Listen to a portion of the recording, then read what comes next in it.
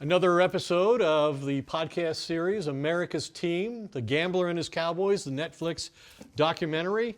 Half of this group was actually in the documentary.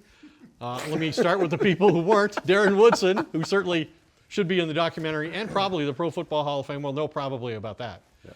Tim Cowlishaw, my colleague at the Dallas Morning News, co-beat writers of those great Cowboys teams.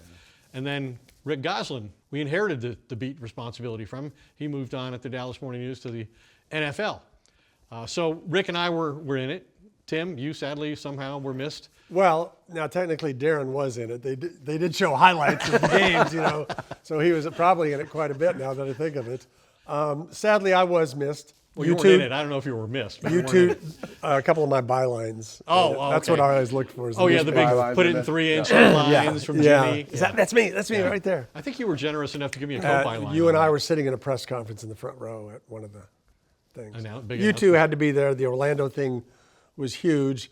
I was hoping I could represent something Rick was also at, and that was Jimmy's house. That was a fun night. We're going to get to. We're going to get to. I don't think we should start with the breakup. Because, I don't think the we got show to suffered build with that. to that big moment. Yes. But so first of all, let's get your take. Each of you. We'll start with Rick. As you watched the series, what was your big takeaway from it? I thought it was a good storytelling of the actual events, but I thought a lot was left on the cutting room floor that insider people would know. Like, I was shocked that there was no mention of Steve Walsh, because that was a big part of the Troy Aikman angst in that first year. And there's just a lot of things that left out, but 8 parts, you could squeeze a lot in at that series. Tim? Yeah, I would say the same. I would say the $2 million check that was in Jimmy's pocket when he left with Jerry was not mentioned. Determined to get to this. That might have played that. Again, not to put the cart before the horse. They're covering 30 years of Jerry owning the team. You got 3 Super Bowls. You got a 1-15 team. You've got a lot of off-the-field drama. A Herschel Walker trade. You got a lot of stuff. So, I mean, it certainly kept you going from episode to episode. So what was that locker room? What was that locker room like? Because I wasn't there until 92. So when Jimmy came in his first year, Landry's guys were there at the same time. What was that locker room like? You guys were in there. It was very, it didn't start out seeming like it was going to be that strange, because the team went 3-1 in the preseason. It's like, they may be all right. These guys may have it figured out. And then, as Ed knows, that first game in New Orleans, 28-0. And it was way worse than the scoreboard. What does the fan yell at Jimmy? The fan's yelling at Jimmy as he's walking off the to field. The concourse toward the locker room. Fan is yelling at Jimmy, his name, hey, Jimmy, and Jimmy ignores the guy, but Jimmy's bright red. He's so mad about the result on the field and how poorly they played. Finally, this guy gets Jimmy's attention. Jimmy looks up at him, and the guy goes, little different when both teams are getting paid, isn't it? Because he just won a national championship at Miami. Yes. That did not make Jimmy's mood any better, I'll just say that. So, I mean, as the season went along, you can imagine you played on some teams that weren't great. They weren't 1-15, but Troy was he was pleasant, but you could tell he thought he had fallen into a really difficult situation. Not just the team, but the Steve Walsh stuff. Right. And everything is going poorly. And you had some veterans who knew they were kind of on their last legs and weren't going to be here long, and they took a little different view of Jimmy and the whole thing. But certainly no sense that, hey, they're building something here. It's going to be great soon. Yeah, I got there at the right time. I got there in 1990, so I missed the fun The 89 15 season, but I was there for the turnaround. And what was great for me is the Cowboys weren't, quote-unquote, America's team then, so you didn't have everybody camped there. You didn't have 1 million people. I was one of a couple people that were in the locker room. And I got to know Aikman, Smith, and Irvin before they were the triplets. And I got to know all those guys, before fame and fortune came on their doorstep. I left after the 91 season. Yeah. They figured, well, you got them this far, we'll let 2 other guys usher them to championships. Right. So I went to the NFL. You laid the foundation. How did you go about as a beat writer creating relationships? I mean, I think I remember you be at Valley Ranch for coffee at 5 o'clock in the morning. You got there at 6 in the morning. That's what you did. I know you. Not did. really. Yeah, when you used me. when I moved up here in 1990, I was living in an apartment right across the street from the complex.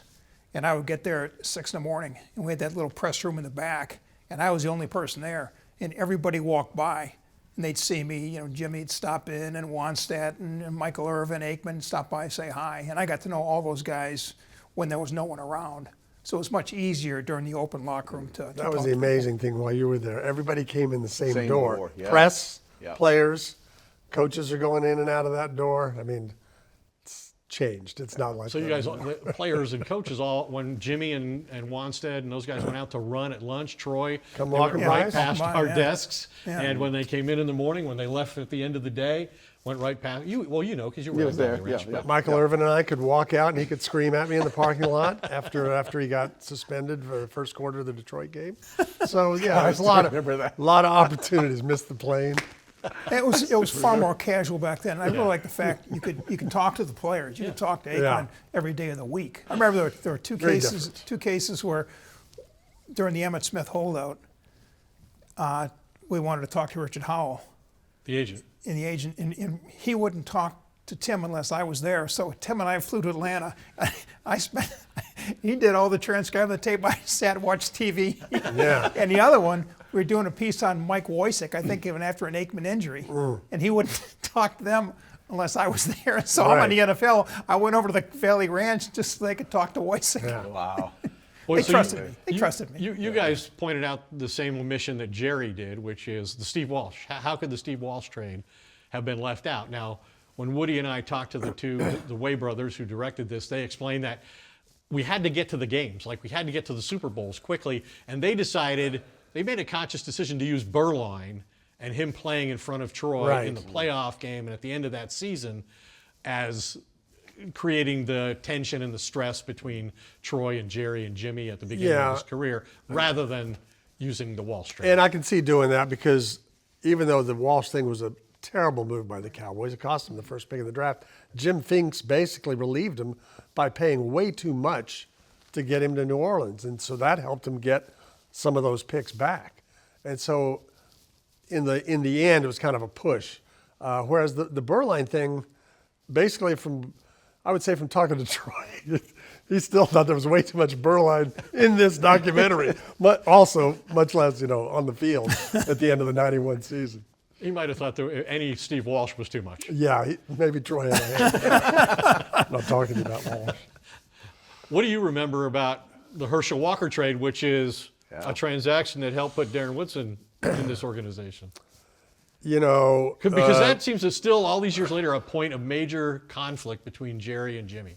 Look, I think there had to be multiple phone calls and things going on.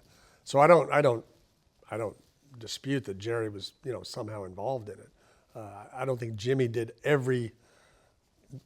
every I and crossed every T or whatever on everything without a little bit of input here and there. There was supposedly Cleveland involved. A couple other teams may have been involved. But what I mainly remember is nobody understanding the trade when it was made. And we all thought it was a terrible trade because it looks like they're just getting these journeyman players and maybe a pick or two. And Jimmy explained to you and me, I think a few days later. At the owners On meeting at DFW. Yeah, he said, why does everybody hate this trade? And we said, you got a bunch of has-beens or You whatever. you're the only guy you have in your he organization said- who looks like a football player. And he said, we're not keeping any of these players. We're taking the pick attached to every one of these guys. And then if we want to make another deal with Minnesota, if we decide to keep Jesse Solomon or whoever, then we can do another deal. But we're going to get 2 1s, 3 2s, and 2 3s out of this. And that was just not clear initially that the windfall of picks was going to be that extreme. So a week after the trade, the Cowboys were playing in Kansas City, and I'm covering the Chiefs. And of course, I knew Jimmy and the staff. So I was on the field talking to Jimmy before the game about the trade. He says, don't worry about these guys. It's for the picks. He says, I'm not going to let my coaches fall in love with these players. I think he only played them in second and fourth quarters. He said, I'm not going to let my coaches fall in love with these players. It's all for the picks. And this was within a week of the trade. Was it Ike Holt the only one that Ike Holt He stayed around Ike Holt some, yeah. Yeah. It was Darren Nelson. He didn't even ever report. I don't think he did. Jesse Solomon, David Howard. And Solomon had a big contractual thing with Jerry the next year. I miss But Jesse Ike- Solomon. He was a character. Yeah, He was at some copy. Ike hung around. He was it. Ike was good. Yeah. Did you have anything more on the Herschel Walker trade? No, or- I didn't know a lot about it. Look, I guess when Yeah. I was looking at the picks, I was thinking the same thing. The picks, Right. But what was the history of Jimmy drafting like good players at that time? Well, he'd only had one draft, and nobody at that point could say Troy Aikman's going to the Hall of Fame. Right. Mark Stepnowski's going to 5 Pro Bowls. Right. Moose is going to be the best fullback of this era and all that. Emmett's going to lead the league in rushing. Well, Emmitt wasn't there course- yet. That's Yeah, 1990. right, So 91, it's yeah. just all he had was the 89 draft. So there was, nobody had confidence they really were on the right track to anything. And here they've traded this guy that at least he went to the Pro Bowl the last couple of years for him. He had one big season for the Cowboys. And nobody also knew that the Vikings had, that the coach, Jerry Burns, had no real interest in Herschel and didn't want to run the I formation and do all the stuff you got to do with Herschel. That wasn't the Vikings offense. So that was really the organization that kind of made a fool of itself in the trade, and as it turned out, not the Cowboys. But the trade made sense for the Cowboys because I always thought that the college coach coming into the NFL has about a 5-year window Right. where he can take advantage of the draft.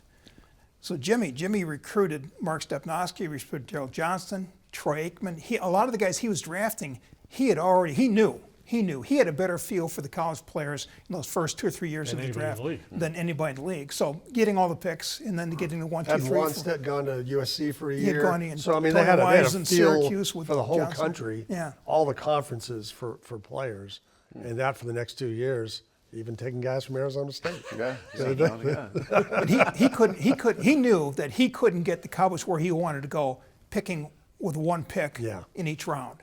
That would take. They'd still be looking for a Super Bowl if that was the case. But he knew his chance was to get as many picks as he could, and capitalize, which he did. So how involved was Jerry in those picks during that time? I know Jerry had a lot. Whose going on version off do you want to? I'd love to hear. you should know. Version. They picked you. Did you interact with Jerry? I had no idea. That's the one thing that, to me, in the documentary, I was glad this was in there because they had Jerry's reaction to this. Because Jimmy had told me, and I'm sure he had told others, that about this time, Jerry said, "We're going to have a camera in the draft room now. When we're doing something, sit in real close and talk to me." So it looks like I know I'm in collaborating on on this. this, yeah. And Jerry, obviously, in the documentary, disputed there was ever a conversation like that. When did you begin to believe that this team was capable of winning a Super Bowl or much less multiple Super Bowls? I'll give myself credit on one thing, but then not on the other. Early in '92, you and me and Mike Fisher and Richie Witt were talking, beat writers for another newspaper. And I said early that year, for some reason, if they both get to the NFC Championship game, the Cowboys are going to beat the 49ers. And everybody said I was crazy. And I probably was, because I think that's one thing that people still don't realize, the magnitude of you guys winning those 2 games. 49ers win the 88 Super Bowl. They win the 89 Super Bowl 55-10. The next year, they're 14-2. Me and Galloway are down on the field at Candlestick Park. They're about to go to the Super Bowl. Roger Craig fumbles with 2.5 minutes to go. Suddenly the Giants are going to the Super Bowl. And then the next year, Montana didn't play at all. They lost 6 close games early, and they were 10-6. And by a tiebreaker, didn't make the playoffs, but they won their last 6. And everybody knew they're coming. Steve Young has got this thing going. They've still got Ronnie Lott, Jerry Rice, Ricky Waters.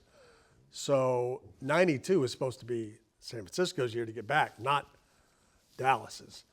But as that season went along, I thought Dallas can at least play with them. But I remember in one of these conversations I had with Jimmy after his TV show, when we'd go to On the Border and talk, him saying, "We will win Super Bowls here." And I said, "Multiple?" We're drinking beer, so it's okay to question him in that setting. He goes, "We will win Super Bowls." It was like, God, he is so confident. I would never think in a conference with San Francisco, we're just going to win at least 2 Super Bowls. So even when they won the first one, I didn't think, they're just going to go on a roll here, because I thought the 49ers, it was too balanced. They were too good. That's why those 3 games in a row were, that was Ollie Frazier's 3 fights. So in '92, I'm now on the NFL beat, having left the Cowboys, and I'm seeing the best game each week. I'm seeing the best teams in the league. I remember calling up one of the assistants right before Thanksgiving. I said, you know something? I've seen all the good teams. You can beat every team in this league. And he says, you are kidding me. Yeah. I says, no, I've seen everybody. I says, you guys. And what was impressive about the 92 team, they only lost 8 games by starters due to injury. I mean, they were biggest, strongest, fastest, youngest team in football, healthiest team in football. And if you stay healthy, good things happen. But again, talking before Thanksgiving, I said, you couldn't believe it. He said, this could be your year. And what do you remember about the relationship between Jimmy and Troy? And at what point do you think Jimmy actually started to believe that Troy was capable of winning championships? Because I don't think initially he did. About the time he held a Lombardi trophy like this. There was a game in '92.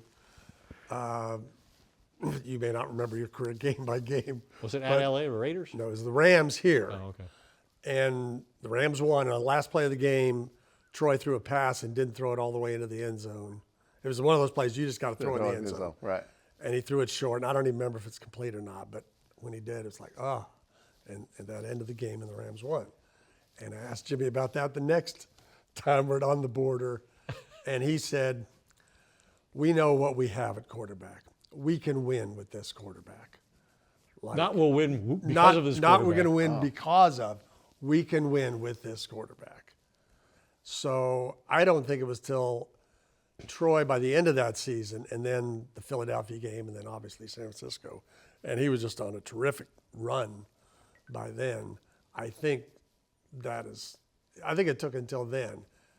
And it may have taken that long for Troy to believe Jimmy could coach a team to a Super Bowl too. Yeah. Well, the big thing I thought was getting Norv Turner in '92. Yeah. He had David Shula, and Troy was kind of spinning his wheels in '91. But when they got Norv Turner and Emmitt Smith, of course, this became. It's sad that we never saw the full Troy because this was a running team, and Troy was throwing 20, 22 passes a game. And he always thought he was capable of playing the position And as he well was. as anybody in football. He was, but And he they almost didn't never got need that him chance. to. They didn't need him to.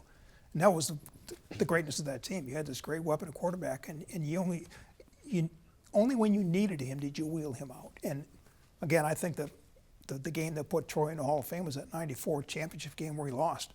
Just the toughness and just bringing that team back and back. That was the Hall of Fame Troy Aikman, I thought.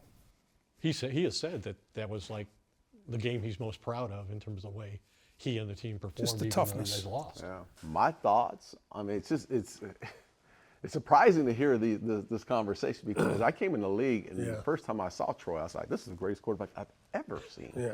Like he controlled the locker room. Right. He dictated practice. Like there was no other quarterback. Berline was the backup quarterback, hands down, and this is the best player on the team. That's the way I looked at Troy.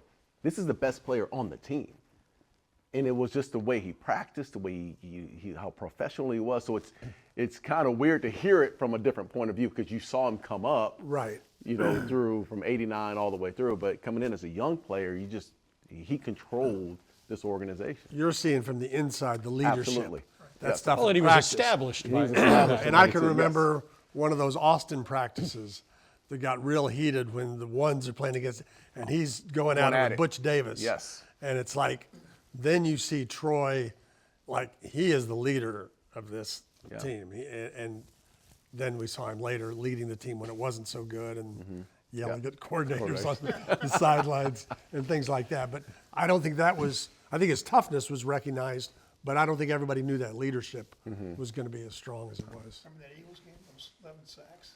Yeah, right.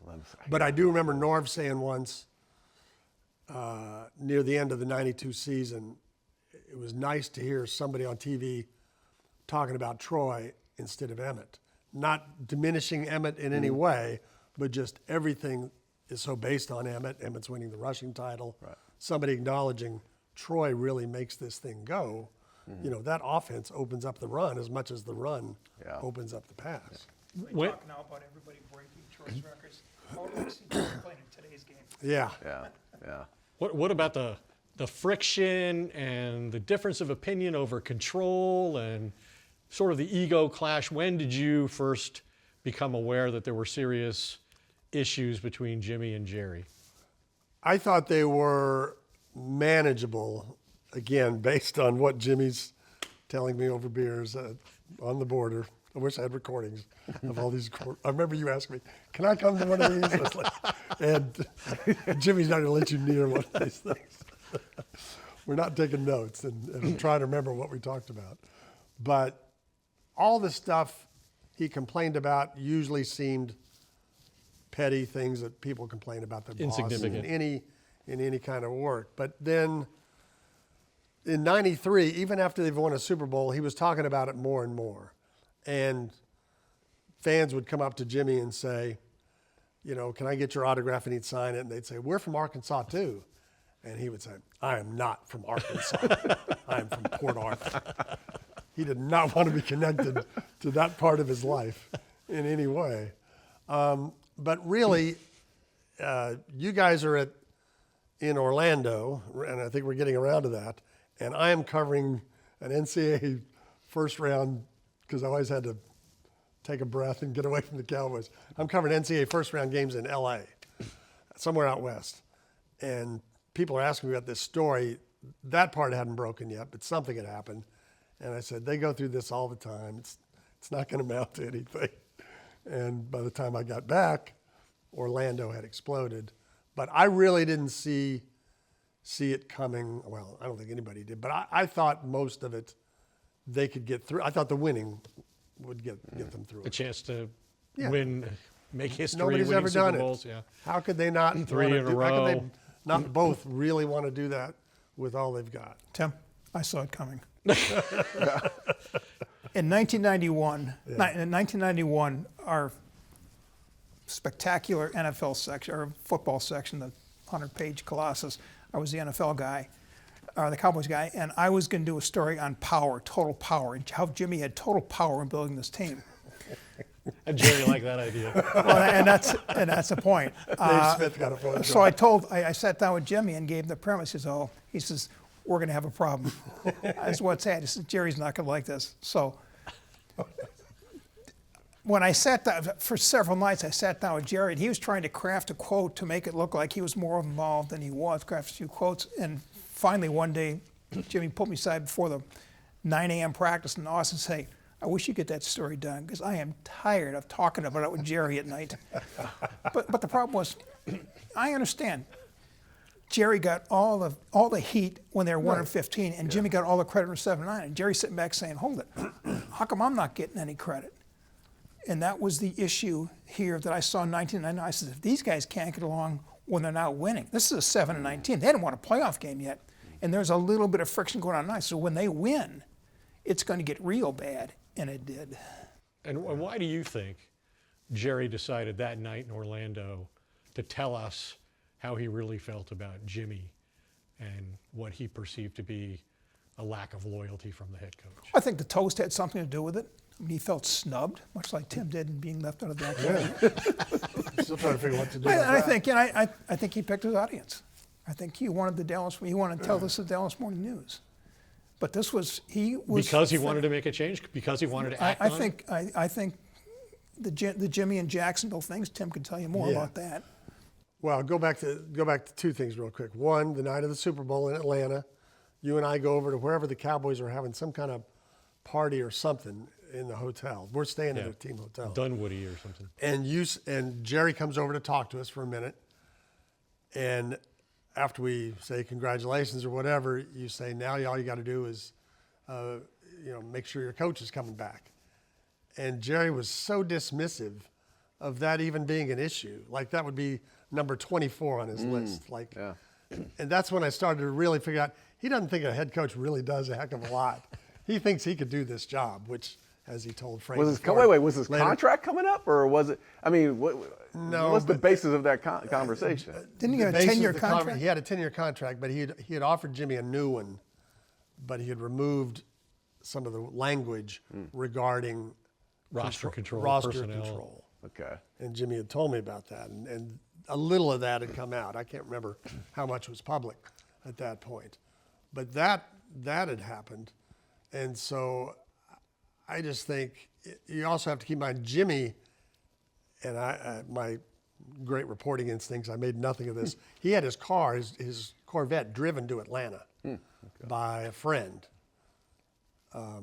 And I said, what is your car doing here? Because it's in the parking lot of the hotel. He goes, oh, I'm just going down to Florida next week after the Super Bowl's over to buy some property for an off-season place. I don't connect that means anything. Okay. He's going to go buy a place in the Keys.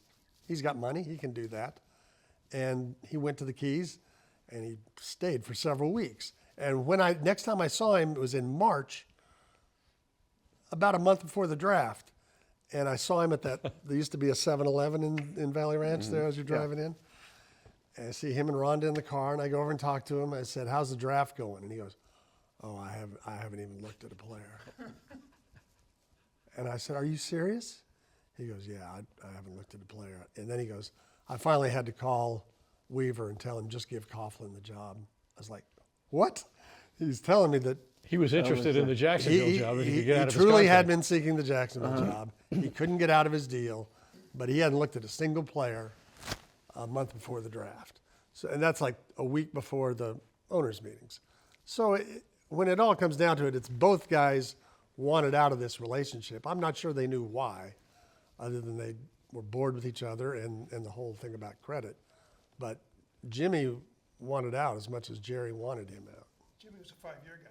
He never did anything more than 5 years. 5 Miami. Yeah. 5 Dallas. So And you know this, there were times you didn't even lose the game. I think it was at Minnesota you won. Oh, and he Jimmy goes went off. nuts after. Was that the one? Goes off. No And food Haley. after the Washington. Yeah, playing? Charles Haley walked in late, and there's a couple of players coming in, walking in. We gave up some points at the end of that game. Right.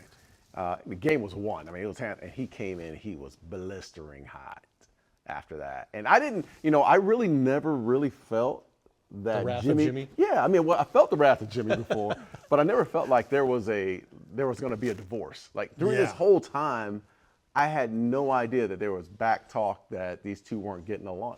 We rarely saw Jimmy. We rarely saw Jerry. Right. We saw a lot of Jimmy during practice. Yeah.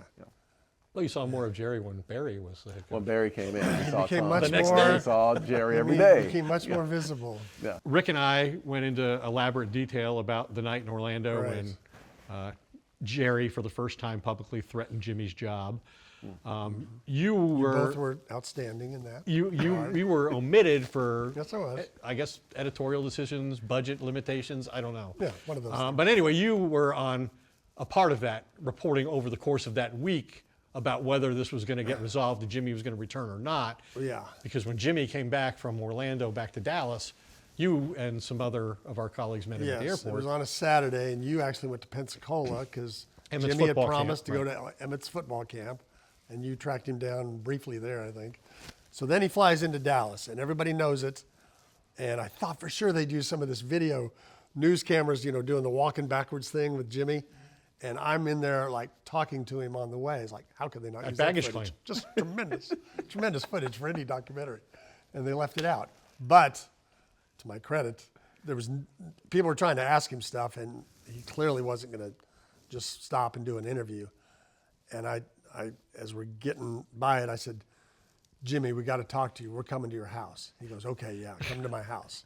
And I was like, Oh my God. I can't believe he fell for that. Because he had threatened you once and I before when didn't you say showed who- up at his house. I didn't say who we were, but it was, He told me to bring me. yeah, said, yeah, Rick can come. So Frank comes, Frank Luxa comes, Our columnist. David Wu, our photographer, comes. He stayed for about a half hour, and Jimmy said, that's enough for the photographer. He's leaving. But that part, and Rick was there, it was so surreal. He's sitting there. Jimmy's parents are on the couch. He stopped in Port Arthur on the Mom way and Dad are on the there. way there to pick him up. So they're there, and they're like a Norman Rockwell painting sitting over here in the corner, and Jimmy's scrubbing his fish tank. Kinetic. He's saying, the is taking my team away from me. I'm sorry, Mama. You can bleep that if you have to. But that's what he said. And we're sitting on the floor trying to figure out what to do. And shortly after that, Jimmy's got tears coming down his face. And he said, all right, let's do this interview. And I said, let's wait a minute. Let's just hold on. And this may sound very unprofessional at this day and age. Rhonda brings a round of beers, a round of Heinekens, and we sit there and kind of relax for a little bit, and then finally are able to talk to him about what he thinks is going on. And he didn't know what was going to happen. He didn't know the night before. And I don't know how they would have resolved it if not for the $2 million check that ended up in his pocket. Let me go back to the fish tank. Yeah, Fish go tank. fish tank. This thing is This the is an biggest aquarium. fish tank everywhere. He's scrubbing that thing so hard. I'm thinking this thing's going to explode, and we're all going to get washed out to the street. He was just pounding, crying, Yes. pounding it, cussing. Because he's so emotional and so Yes. Oh, yeah. angry. Very and so And much. he's So yelling, angry. and he said the word I said, and I his- said what it might be a worse word on you did about you, Orlando. You said but you they said a might big have different word. standards at Netflix Yeah, than we do but here. We'll see. so, and his parents are just over there. They don't know what to do about anything. And Rhonda's trying to calm things down. Photographer doesn't know what to do. Frank kept running to get more beer. Frank goes to get more beers. So it was, it was. I Did don't you even know it was over then? No, because Because they still met for several days even after and that. you were at Valley Ranch the next Yeah. day, and he's meeting. I thought this is just going to be a big dog and pony show, and and then they put 2 chairs out there. It's like, he must be staying, and because he wouldn't be coming out. And Jimmy comes out with this kind of a smile on his face, and I thought, oh, wait a minute, I don't think he's staying. I think something weird has happened here. But I don't know that I thought until it happened that he was leaving, because like everybody else, it just did not make sense. Overall. I remember I'm sure you didn't. I was We gonna- had layers. no idea. I was in Phoenix. I had no idea. How did you guys keep it quiet for 2 days? Like, Well, what no, was by the- then it wasn't quiet. There were were reporting it. stories. Yeah, we and reported there the were next night. cameras. Okay. But Jerry wasn't talking, and Jimmy would go in and out of Jerry's office, but he wouldn't really say anything. it was like a week, 10-day long Yeah. fiasco, even after we reported initially from Orlando what had happened there. Yeah, and the night before the press conference day, I took you over to Jimmy's house. That was your first foray into his house. But he told us that night there were 2 or 3 things that could happen, but he didn't know what it was going to be. I could stay. I could not stay. I could stay in a limited capacity. I remember talking to didn't Emmett know. in Pensacola when Jimmy was at the camp, before Jimmy arrived, but all this had happened in Orlando, and nobody knew what the outcome was going to be. And Emmett was like, if we lose our coach over this BS and blah, blah. And then Troy said, if I'd have known that we weren't going to have Jimmy, I might not have signed my contract extension. Wow. So when did you become aware? Was Switzer already the coach by the time? No. I was actually. This is how, because you're talking about the Troy's, Emmett, Michael Irvin, and some of those guys have been with Jimmy for years. I'd only been with Jimmy for 2 years. Right. I only saw the wrath of Jimmy all the time. Like he was not. There was zero relationship, which was 95% of the team. Like you having beers with him. Yeah.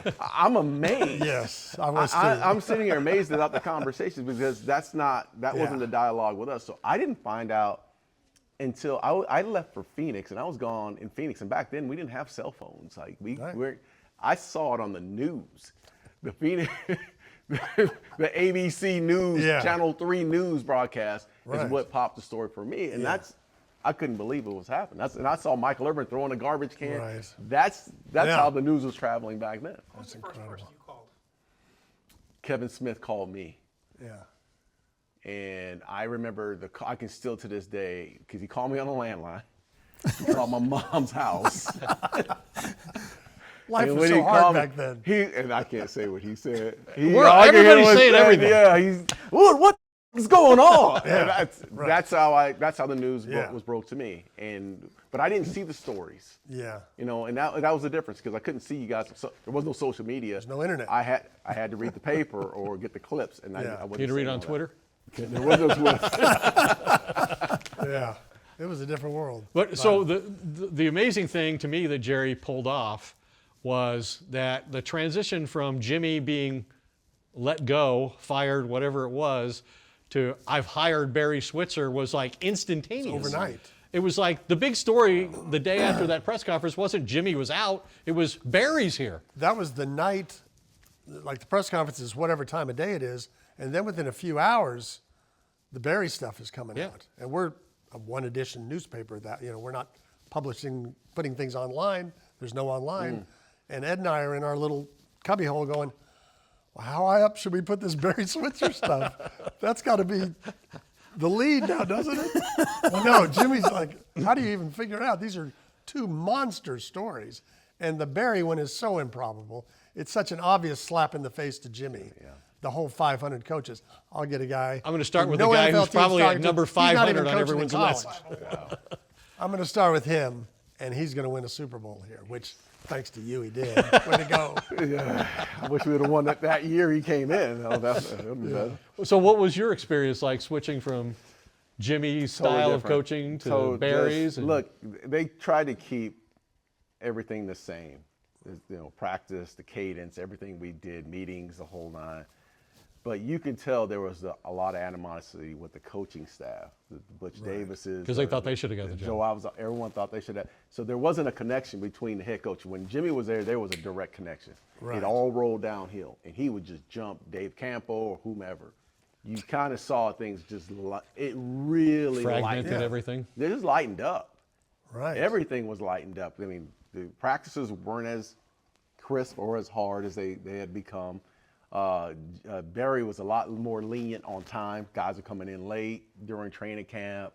So it was a lot more, we weren't as structured as we were in the past. And I thought that was the first time I kind of felt a little loose around this At the organization. time, Barry was not a sympathetic figure, but that is a hard thing to That's come hard. into. Oh, my God. You're supposed to win, and these are not your coaches. Some of them are even Oklahoma State coaches that used to go against in Oklahoma. It Miami couldn't have been coaches. a more tougher situation to come into. And it's like, I can't be a hard ass. And the guy. expectations This are, don't blow it. Like, This you've isn't got a even Super my Bowl winning team. I didn't build any of it. These aren't my coaches. And so I think he didn't have a choice but to take a step back. And so we just ridiculed him for it in the paper for doing it. But I don't think he had a choice, really. Darren, do you think had Jimmy stayed, you'd have won it in '94? I think we would have won it in '94. There was just something about Jimmy and the confidence that he exuded through the team. Like, there was no doubt that we were going to go into games and not win the game.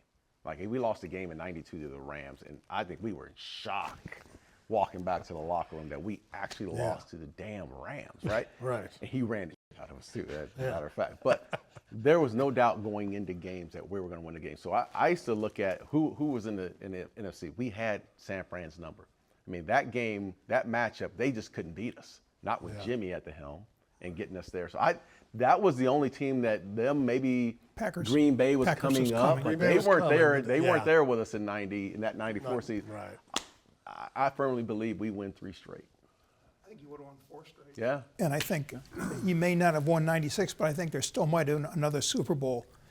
5 in a decade, you'd be considered maybe the greatest team of How all many time. do you think you would have won if Jimmy had stayed? And there's no telling he would have stayed for 5 years or whatever. I firmly believe we would have won 4 to 5 Super Bowls. And I say that because of how Jimmy drafted in the later rounds. Because we were losing guys that are on special teams. And people forget there's 3 phases to this game, right? So we were losing some of the guys on special teams, and we weren't backfilling them. I played for 7, 8 years. I played on 3 special teams because I couldn't come off the field. We didn't have any backups. We weren't drafting guys that could get me off the punt You were team. 35 years old and you were playing on special teams. I mean, that's how bad it was with this organization. So, I mean, Jimmy was a guy who found those guys later in the draft. Derek 6, Brownlows 7, and absolutely, Vanderbeeks and that filled in all those those guys. roles. The Vanderbeeks. I dispute your Super Bowl thing with great respect to both of you, Hall of Famers, Hall of Fame worthy and Hall of Fame, whatever you're in over there. Because San Francisco was going to win 1 with Steve Young in that group, I just think. And I know you felt like you had their number, and Jimmy definitely had George Seifert's number. Yeah. He had him shook. But had Jimmy stayed, I think Jimmy and the players would have, I think there would have been more stuff like that. Washington Burnout. game or minute. I mean, Oh, something would have happened, just the nature of Jimmy. Yeah. So you can imagine if you could have kept that roster and kind of the mood of that team going, you'd have won forever. Right. I just don't think Jimmy was capable of, I think he would have. But you guys only knew one way to win, right? We only knew one way. We were young. You were young. Man, we were young, and we were still being, I get that. I think Daryl Johnson said that we were getting to a point to where if we had Jimmy, he would have burned us out in practices and whatnot. And I think you say that for a lot of the older guys, the Mark II and A's and those, and Jimmy would have had to have managed them differently. But you still had, I was 24, 25 years old. Right. Like, he had and Kevin Smith and a lot of other guys had a number of years to still be pushed to that limit. I don't know. I just thought, I think that team and that organization, why it was such a surprise to us was because we were in the moment. And we were talking about three straight. The players were talking about, not the coaches, the players were talking about 3 straight. Yeah. So we were definitely in the moment. I think we could have won 3 straight and then possibly a 4th. See, in '92, you were the youngest team in football. Yeah. 3 years later, you're still guys that are 22, 23, or 24, 25, and 26. Yeah. You are still in their primes. And guys like Aikman, a quarterback from 28 to 32 is when he's at his prime. I mean, there was a lot of football left. And Tim's right. Take Jimmy out of the equation. Just look at the roster. Yeah. That was as good a roster as there was in football. And it had the potential to win 4 or 5 Super Bowls. Yeah, and I think Jimmy would have replenished as time went on. And I think when Jimmy left, the personnel department left. Yeah. I remember one year I was covering the Cowboys, the Kevin Smith draft. And I ran into Jimmy in the corridor the morning of the draft. And I asked him, just making small talk, you ready? He says, yeah. And then he pulled out a 3x5 card. And he had 17 names on it. And he says, this is my draft board. The other one was for show, for Jerry and the group. He had 17 names on that card, and I think he got 12 of the names on the card. And that's when he made all the trades. He knew exactly what he wanted in that draft. And he's as good. He and I think Bill Walsh and Jimmy are probably the 2 best coaching personnel combinations I've seen in the 50 years from football. Yeah. Do you have that card in your files somewhere? He didn't give it to me. Oh, shoot. He wouldn't give it to me. So he said, you see, if I give it to you, you'll give it to Jerry. as we get to the end of this episode, I don't know what else Woody might want your opinion on, but what do you think Jerry accomplished with this project? Well, I think most fans would look at it and say that it looks to them, and a lot of it is a fairly honest appraisal. There's criticism of Jerry throughout the thing. We can point to some things like that I don't think he wanted in there, the $2 million and things like that. But I think it shows. I don't think Jerry, as we know, is not afraid of criticism. He reacts less to criticism than any human I've ever Speak for encountered. yourself. Well, your particular criticism, he just praises me. He tells people he read me in the paper. I It's like, saw that. Jerry, He didn't know that he had failed really 2 quarterbacks over 20 years He till didn't really understand you the pointed it part out of the to him. column, but maybe I didn't write it very well, so that's on me. No, I mean, it's vastly entertaining. Did it convince himself to trade Micah Parsons? I don't know. That would be sad if that was the driving force behind that. It's really good. It gets the Cowboys brand out there more if they need that. And nobody has ever been better at getting their team's brand out than Jerry. Yeah, that's a key. He is the greatest marketer in the history of sports, he and Bill Veeck. And the Cowboys were not, way back when, looking as a Super Bowl contender. And he put this brand out there. Everybody in the country is watching this video on America's team. It's all about marketing. I remember Jerry once told me, hey, I don't care what you say about me, as long as you spell Cowboys right in the headline. That's all he wants. It's all about marketing and Jerry branding. instead of Jimmy. Yeah. I'm in there first. Yeah, but you don't think he changed anybody's perception of him as a football owner, as a franchise builder, any of those kinds of things? I don't know. I mean, I think people see his level of involvement the way the documentary shows it, but they don't. We all know he's in coaches' meetings and all those things now, he and Steve. Barry said he invited him. We all know he wasn't in Jimmy's coaches' meetings. They didn't show any of that because it didn't happen. And so I don't know that it did that, but I think it leaves people with the idea that he'll allow a fair assessment of the goods and the bads of the Jerry era. I've talked to a few people who have told me they find Jerry, they're more sympathetic to Jerry after watching the documentary than they were before. He is funny. Yeah. He's very funny. I'll tell you what I did notice is, Yeah. as a business owner now, like watching Jerry run this business and the risk. I mean, because you become a business owner, you gotta put. There's a lot of risk to doing so. It's payroll. Watching him run the business really inspired me because I didn't see that side of it. All I saw was Jimmy and the day-to-days. And then watching, America's team and seeing that documentary, it just showed me who Jerry really is. And the guy didn't sleep. They got rid of all the people that had run the Cowboys up till then. Absolutely. So and Goose knows in the early years, it's Jerry and Mike McCoy are back there on the phone all day long doing Trying to sell deals. suites They're and doing all build kinds of partnerships. things. Yeah. I mean, And- remember he was ridiculed for spending $140 million on Yeah. this franchise that all this time later is now estimated to be worth what, 13 12 billion billion, dollars? Yeah, To Woody's point. you got that part right. I pitched him for the Hall of Fame. I didn't pitch him as an owner or as a general manager. I pitched him as the man who changed the financial dynamic of the league. And I go back to the deals with Pepsi, American Express, Nike, official sponsor Texas State, and the league fought him on that. He showed the league how to make money with their buildings. That triggered the stadium explosion. Everybody had to get out of their own the baseball stadiums, get their own buildings so they could market the stadium. And then the TV deal, when Tagliabue and Modell wanted to give back money, and Jerry stood up and said, "We're not doing it." Jerry got Rupert Murdoch involved. And when Rupert Murdoch got involved in Fox, that's when the money exploded. And Jerry's put a lot of money in a lot of pockets, including his own. Sorry, if you remember that weekend, the last week of the season, that's the Emmett Shoulder Yeah. game, 93 against New York. That's the weekend that the Fox thing is announced, that Fox is replacing CBS. And we're at the Newark Airport Marriott with Vern Lundquist. And Vern Lundquist is practically in tears, like, I'm losing my job. He didn't know he was going to have 25 years of doing SEC college football on CBS, but we looked at things like, you can't get rid of CBS. I grew up on CBS. Right. Jerry looked at things like, Fox is going to pay us twice as much money. That's what we need to do. And whether you like that or not, Jerry was right. Do you remember when he prayed at Phil Knight? Yeah. Out of Monica the Giants Seles. game. Yeah. What else? Charlotte talks about him calling and saying, swoosh the stadium, remember? Put Right. swooshes all over the stadium. And the NFL did not have a partnership with Nike. They were with Reebok. Right. No brands on the Yeah. coats and hats. Yeah. The generic Cowboys. Yeah. I remember wearing the Renegade. Pepsi boot and posing for the picture in training camp when they announced that deal. Like, it was, He No one's took, had he more took a fun lot of doing risks. this. He changed the NFL as we knew it, the Yeah. CBS NFL. Hey, thanks. That was wildly entertaining. Enjoyed both. It's Great good to hear the stories. stories.